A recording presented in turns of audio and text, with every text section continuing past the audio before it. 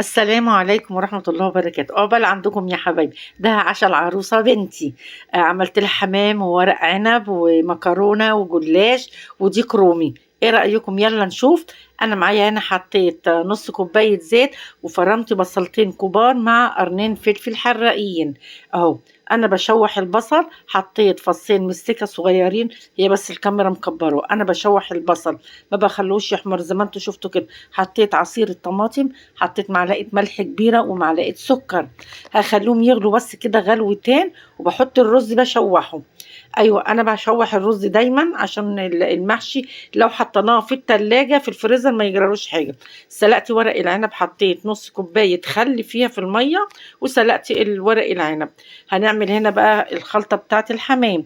حطيت بصلايه كبيره مفرومه، شوحتها في حته سمنه. حطيت الكبد والقوانص، شوحتها برضو كده. اول ما دخلت في السوا حطيت رشه ملح ورشه فلفل. هحط عليه جوز الحمام بياخد كوبايه رز، كوبايه رز من هي المعياريه. اول ما دخل في السوا حطيت الرز عليها. هشوحه كويس قوي قوي، وهظبط الملح فيها. اهي بصوا، انا بشوح الرز كويس فيه. حطيت معلقه بهارات صغيره، وظبطت الملح بتاعها، ومعلقه على ميه بتغلي. بصوا، لازم الرز يتشوح كويس. وبعد ما حطيت له الميه ودخل، انا خليته نص سوا وبرد، قمت حطيت عليه شويه كزبره خضراء. اهي. لازم نحط الكزبره الخضراء لما الرز يبرد خالص، عشان الخضره ما تغمقش. اهي. انا حشيت الحمام كده، انا حشيته كذا مره قبل كده قدامكم. انا بحاول اختصر عشان هو الفيديو كبير قوي قوي، فانا صغرته. قصرت يعني اختصرت الفيديو اهو. انا ما بكبسش الحمام قوي عشان ما تطقش في قلب الشوربه. علقت على ميه بتغلي وسقطت الحمام هنا اهوت. بسم الله الرحمن الرحيم. هحط بقى بصلايه هنا، وفصين حبهان، ورق لورا، وشويه ملح برضو هنا، وشويه فلفل اسمر.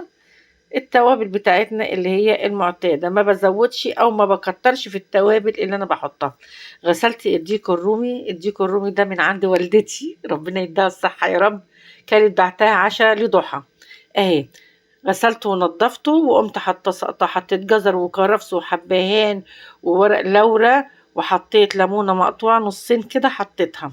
اول ما بيغلي بحط النار، بخلي النار واطيه عليه شويه، وبحط له الملح. الرز بعد ما شوحته وبرد خالص، حطيت بقى معلقه كمون، معلقه قرفه، ومعلقه نعناع ناشف خالص، وقمت مقلباه كله ببعض، وحطيت شبت وبقدونس وكزبره. وورق العنب انا بلفه اهو، بحط الورقه الخشنه فوق، والورقه الناعمه تحت اللي هي اللي بتلمع. اه. والمحشي كمان احنا كده خلصناه. هعصج اللحمه، كلنا عارفين تعصيجة اللحمه، وانا عملتها كتير قدامكم عشان هعمل صينيه مكرونه بالبشاميل. انا عامله لها العشاء بتاعها مكرونه بالبشاميل، وعامله لها ورق عنب، وحطيت زودت لها شويه رز من بتاعه خلطه الحمام، وعملت لها جلاش اهو. حطيت بقى قرفة، وحطيت بهارات وفلفل أسمر وشوية ملح، وحطيت سمنة صغيرة كده شوحتها خالص بيها، عصقتها. وحطيت معلقتين صلصة مع شوية مية صغيرين كده اهيت. دي بتاعة اللحمة بتاعة المكرونة. هنعمل البشاميل. رتل الحليب عليه، نعمل 4 معالق سمنة، 4 معالق دقيق. أنا بسوي الدقيق بحمره، لازم أخليه يغير لونه عشان يبقى مستوي، ما يبقاش طعم البشاميل دقيق واحنا بناكل. اهو انا شوحته كده. هحط بقى الحليب. انا مزوده شوربه، حطيت شوربه كمان، وشويه جبنه ميكس لو عندكم، يعني زيت الخرخيرين حطيتها، وادي شوربه كمان اهيت. وحطيت رشه ملح ورشه فلفل. ظبطت البشاميل بتاعه، بصوا اهيت. اه. ولا تقيل قوي ولا خفيف قوي، سمكه حلو. وما شاء الله، بص السمك بتاعه عامل ازاي، ولا متكتل ولا اي حاجه. لان انا ايدي فيه ما بسيبش البشاميل خالص. دي فلفل سمرة، فلفل اسمر، اللي انتوا شايفينها ديت قلبته كله مع بعضه كده بقى. وهنرص نعمل الصينيه. دي صينيه فويل، قلت اعمل لها فيها اهوت. حطيت شويه مكرونه، انا عامله لها اللي هو نص كيلو المكرونه. حطيت كبشه بشاميل وقلبتها فيها، وحطيت اللحمه اهيت، وهحط بقيه المكرونه والبشاميل عليها.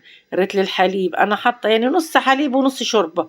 اللي عايز يحط لبن خالص يحط وحطيت على وشها شوية جبنة اهوت. وادي الورق العنب حطيت شوية ليمون، عصير ليمون، ومعلقتين زيت وشوربة وسويت. ما بخليش الشوربة يعني تغطي المحشي عشان انا مشوحة الرز. وهنحمر الحمام هنا اهوت كمان. ادي صينية المكرونة في الفرن اهيت ما شاء الله. وادي صينية الجلاش. طبعا الجلاش انا عاملاه كتير جدا في القناة عندي.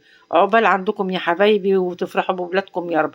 وادي الديك الرومي استوى. هحط بقى معلقة صلصة، معلقتين زيت، معلقة عسل اسمر اهو هقلبها فيها. وهدهن الديك الرومي واحطه تحت الشواية.